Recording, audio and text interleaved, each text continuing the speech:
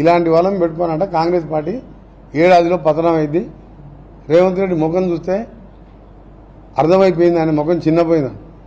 ఆయన ముఖం చూసి మాట్లాడే ధైర్యం లేక 2 సార్లు అసెంబ్లీ సెషన్లో ముఖం లేక ఏడ తిట్టుబడవలసి వస్తుందో నీ బండారం బయటపడుతున్నా. అసెంబ్లీకి రాని దొంగవు నువ్వు, అసెంబ్లీకి రాని ముఖం లేదు నీకు.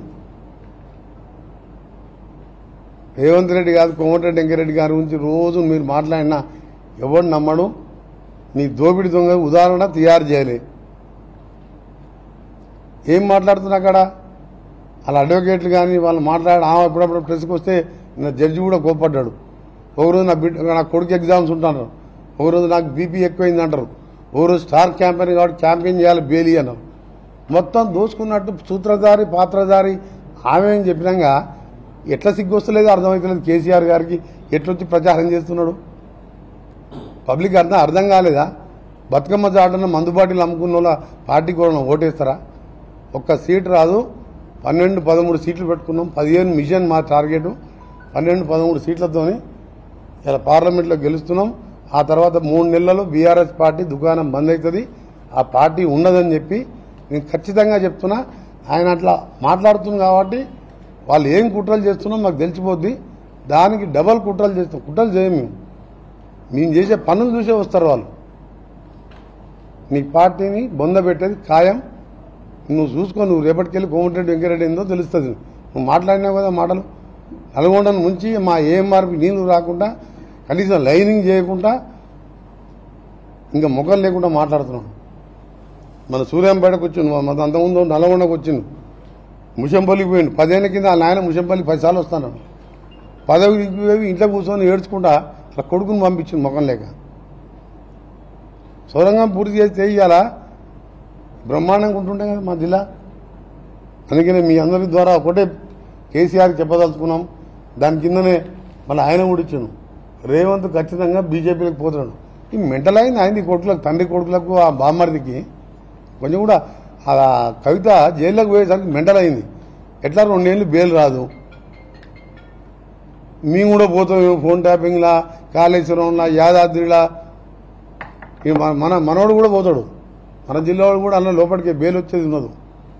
50,000 కోట్లకు పెంచింది దాన్ని. 29,000 కోట్లకు నామినేషన్ మీద బీహెచ్ఎల్కి ఇచ్చిండు. అది ఇస్తానికి వీలు లేదు.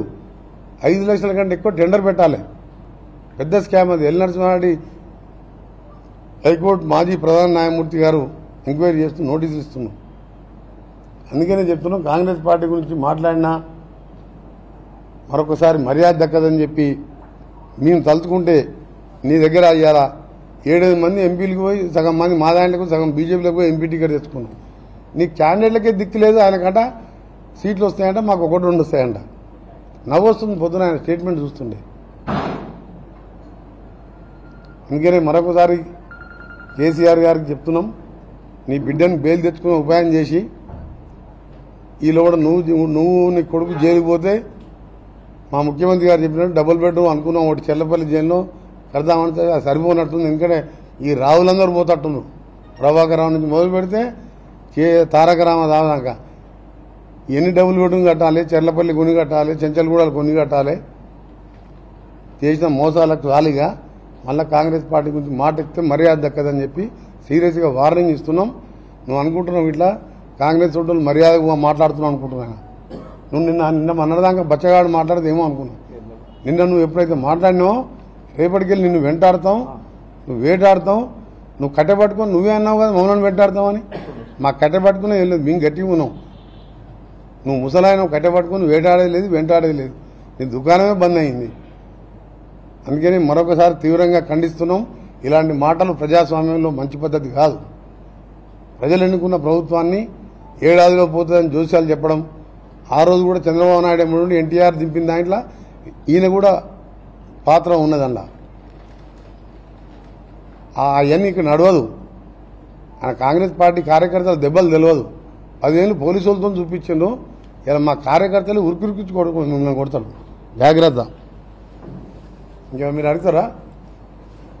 ఎవరున్నారు అడుగుతారు.